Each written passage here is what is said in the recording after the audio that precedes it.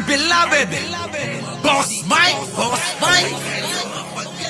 Cervera. Eto naman. Kahapon, paring John Vic, hindi ako galit sa'yo. Hindi ako galit sa'yo na katulad ni Mima Alicia, minumura ka. At ng mga Martinico. Bakit naman kayo galit na galit kay Chaka dal tuloy. Kaya sino to? Kaya John Vic. Kasi naman ikaw John Vic, ang dami mong palpak din eh. Tignan mo to. Tignan mo. Nakita niyo yan mga kababayan ko?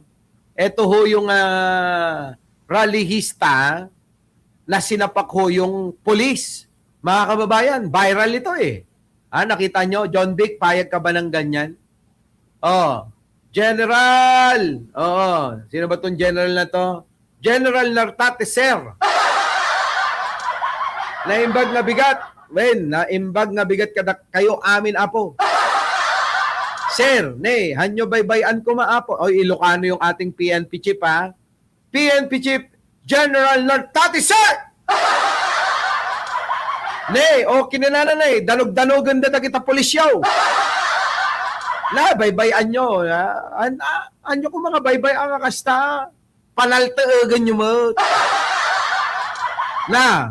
Panaltaagan nyo kinilala. Ibulbulos yung akasta. Kasta na latan. Mati Diba BJ sorry sa mga Tagalog para sa mga Ilocano naman itong sinasabi ko. Paki-translate nyo na lang. Paki-translate nyo. Panaltoogag talulod na datagi kita. Diba? Sir, Nartatis, General Nartatis, sir. Nakikita nyo yan? Parang binastos ang buong kapulisan. Sir, John Vic Remulla, sir. DILG Secretary, sir. Puta, panagutin nyo yan. Pinalabas kayong kahiya-hiya dyan. Halos sabihin na lang mga inutil kayo. Diba? Dapat yan, wala pang 24 oras. Nakikita na namin yan sa social media. Na nagmamakaawa na. Ganun dapat kaso kayo para ba... Huwag naman maging lampa. Ang lalaki niyong tao di ba? Ang lalaki niyong tao, John Vic Remulla, sir. Ang laki mong tao. Parang gagambang kuryente ka pa. Yung itsura mo, konti na lang, Richard Gomez na. Guwapo, matangkad. Hindi ka nga lang mistiso. Kaya ang tawag, tall, dark, and handsome. Aminin na natin yun, ibigay na natin kay John Vic, guwapo, matangkad, at saka maitim. Diba? Pero dito, hindi natin ibibigay ito. Dapat ito mga kababayan, may managot agad-agad. Kasi pag ganito nakikita ng tao, para bang okay lang bastusin. Hindi na nga salita ito Nananakit na sila. Nananakit na ho sila mga kababayan. Biruin nyo, tignan nyo yung sapukin niya, no? Ayan, ayan, Ayan na! Ayan na! Nakita nyo mga kababayan ko? Sir, General Nartate, sir. Sir, John Vic Remulla.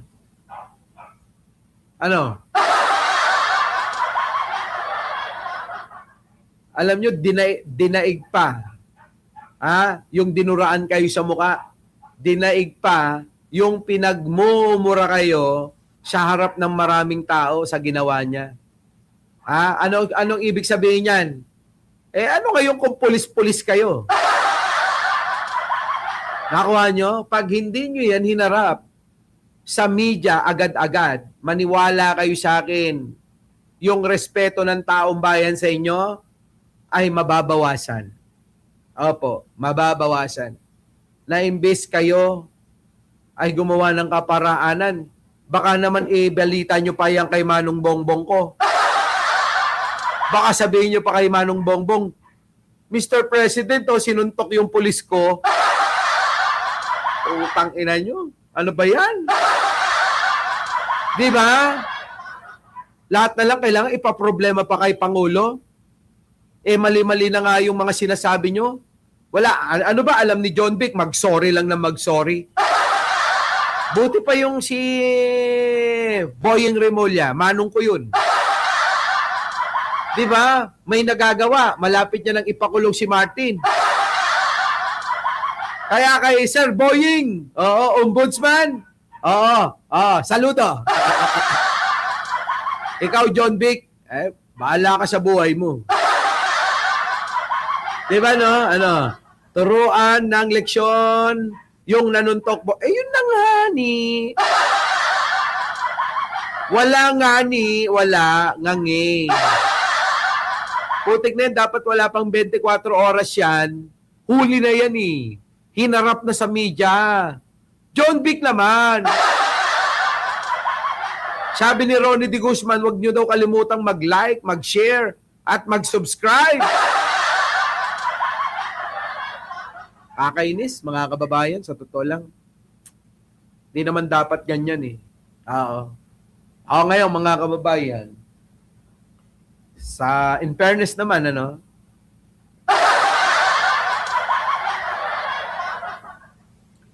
kilala na ho yung nanuntok. Kilala na ho yung nanuntok dito sa pulis. Ayan, ayan. Ayan, tangina, Diba, mga kababayan ko? Diba, kung kay Yorme yan, nakaharap na sa media yan. Yun na nga eh. Alam mo ba yun, John Vic? Sa totoo lang. Huwag mo lang pangaraping maging presidente. Isa ka pa eh. Nakakainis ka rin eh. Balita ko, gusto mo maging presidente, huwag mo nang tangkain, hindi ka mananalo. Maniwala ka sa akin. Huwag mo nang tangkain. Kahit pa siguro sabihin ni Pangulong Bongbong sa akin na, Mike Cervera, si John Vic, si John Vic, iboto natin to, Siguro, oo lang ako. Yes, sir. Yes, Mr. President. Pero pag talikod niya, hindi ko gagawin. Tayo na, wala kang ginawang mabuting hayop ka. Diba? Walang ginawang mabuti.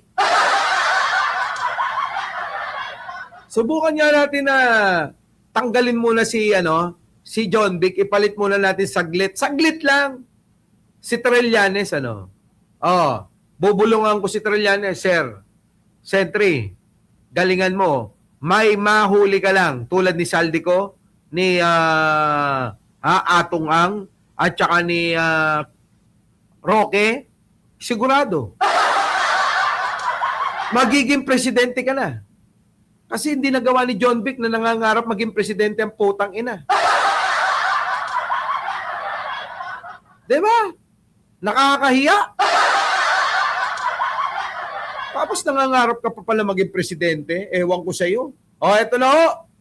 Eto na. Tulungan na natin si John Vic. Yan na. Sir. Eto na ho. Eto na ho yung itsura na nanuntok. Tignan nyo yung mukha. Mukhang bisalog. Mukhang bisakol. Ayan, magtago ka na. Sabi nga rito, sumuntok sa pulis, bistado. Sandigan ng manggagawa ng Quezon City.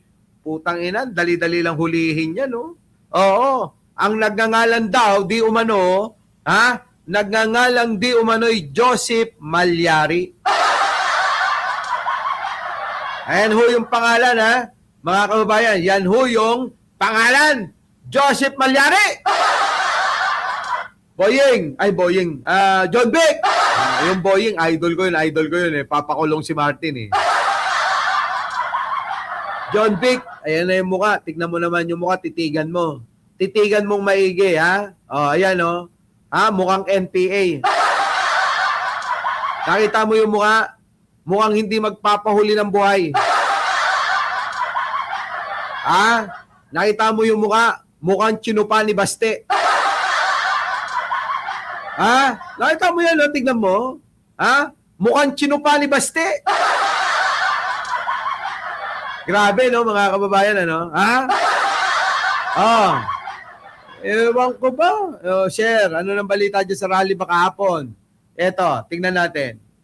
Malalaman po ng buong Pilipinas kung ano po ang ginawa dito sa rally. Kung hindi Oh, po ano? ito- Puro naman kayo ganyan, eh.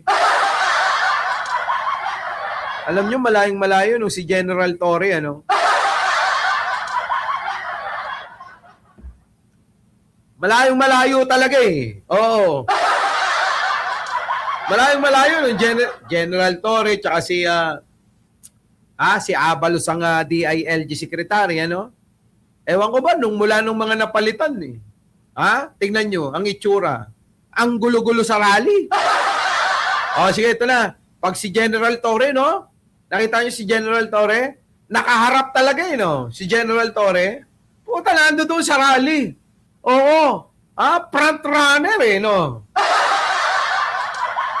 Di ba? Oh, sige, tuloy. Ito na. Ano nangyari? Dito po ang lahat ng media. Malalaman po ng buong Pilipinas kung ano po ang ginawa dito sa rally. Kung Ano? hindi po balik po yung cellphone, i-report ko po dito ang pagnanakaw. Oh. Tingnan nyo, mga kababayan ko. Yung mga relihista daw, mga kababayan, nagnanakaw ng mga cellphone ng kapulisan. Nakakahiya, mga kababayan, nakakahiya to. Oo. Biruin ninyo yung mga relihista, ang ninakawan, yung mga pulis pa! Ay, naku, John Vic, ano ba? Sir, General Nartas... Ay, nako! Sir, General Nartate, sir! Putik na yun, ayun na ako, kundi kayo sapakin, nananakawan pa kayo. Ano ba yan? Ano ba yan? Ano ba yan? Tingnan nyo, mga kababayan ko, kung hindi sasapakin, nananakawan pa sila. Tagapamayapa kayo. Mga alagad ng batas kayo. Di ba kayo nahihiya niyan? Di ba kayo nahihiya? Nagagawa sa inyo ng mga rallyista yan? Ewan ko. Oh, di ba? Ano, muntik na naming mahuli yung nanuntok sa rally. Mga magnanakaw pala kaya nasa rally. O yan. Ewan ko ba, mga kababayan, pero kasi nakakalungkot. Kasi kapulisan nga nananakawan. Paano pa kaya yung sibilyan? Di ba? Pulis nga nasasapak. Paano pa kaya yung sibilyan, sir? Paano nyo mapapangalagaan ang mga sibilyan kung kayo mismo sinasapak-sapak lang, nananakawan pa ng mga putang inang rallyista? Ewan ko kayo, ano masasabi nyo dyan? Ha? Ano masasabi nyo? Sige nga. Ay, no. Sige. Alantayin po natin agad yung mga balik yung cellphone natin. Pero yung pulis po natin nandito, peacefully nag-document, hinablot po. So ganyan po ba ang malayang pamamahayag? May kasama? Ay, hindi. Ang talong dyan, di naman din natin masabi, ano? Baka naman yung mga rallyista nasingitan. Pero tingnan nyo naman, ang tanong, ganyan ba kayo kahina? Sir, mawalang galang. Ang aking opinion lang ito, ano? Ang tanong, hindi po ganyan ba ang tamang pamamahayag? Ang tanong dyan, ganyan ba kayo kahina? Nananakawan kayo? Nasasapak kayo? Tama? Dapat itanong natin, kayo yung mga nag-aral kung paano kumontrol para hindi makagawa ng masama, nang hindi magkaroon ng mga ganyang mga pagkakataong pangyayari. Kaso, Eh sir, mawalang galang, parang ang hina-hina nyo. Pero ninyo, nasapak na kayo, nanakawan pa kayo. Anong klase yan, sir? Ay, sa totoo lang ay, maging totoo tayo. Nakakahiya ang PNP rito. Oo. Nakakahiya John Vic Remulla. Sir, General Nartaste, sir. Kababaing, sir. Kababain. Maamuan na ni Apo Presidente Datoy. Kababain. Diba, no, mga kababayan? Isipin nyo. Huwag ko natin tignan lagi yung side ng iba na mali. Minsan isipin din natin, ano yung kapabayaan natin? Di ba, ikaw yung tagapaglaganap ng ng kaayusan, tagapalaganap ng katahimikan, tagapalaganap ng kapayapaan, putang ina, sinasapak ka lang. Putang ina, ini-snatchan ka lang na cellphone. Diba? Kapsot! Kapsot. Mahina. Baka naman magalit na naman kayo, yung mga vlogger ni yung mga brad ko, paano? Mahina. Hindi ako pabor sa mga ganyang mga style na yan ba yung Eka? Yan ba? Sabi ni Sir, tingnan nyo sabi ni Sir. Peacefully nag-document, hinablot po. So ganyan po ba ang malayang pamamahayag? May kasama pa Tingnan nyo. Ganun po ba ang malayang mamamahayag kasama ang magnakaw? Hindi, Sir. Ganun po ba ang mga alagad ng batas nasasapok at nadudugasan?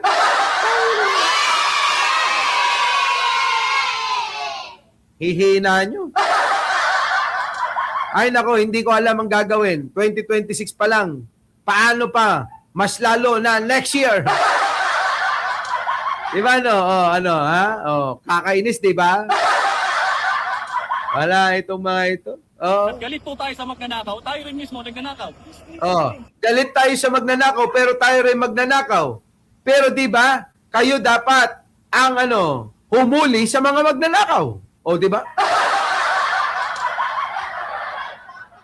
Ay, nako, buhay. Nakakainis. Oo, nakakainis. Ano ba? Meron po. May sinuntok po tayo sa mukhang pulis. Pagdating po nila, sinuntok po yung pulis natin sa mukha. Okay, tamo, pinagmalaki mo pa talaga. Ay, Ska! Ano yan, proud na proud ka ba? Meron po tayo sinuntok na pulis. General Nartate, sir, tingnan nyo yung bata nyo. Ewan ko sa inyo, bahala kayo sa buhay nyo. Ayoko na magsalita. Sir, General Nartate, sir. John Vic Remulla, sir. Wag ho kayong pumayag na dinudugasan, ninanakawan yung kapulisan. Wag kayong papayag, sir. Mahal namin kayo, sir. Oo, wag kayong papayag na sinasapak-sapak lang yung mga bata nyo. Diba? Yan yun diba? Our beloved Boss Mike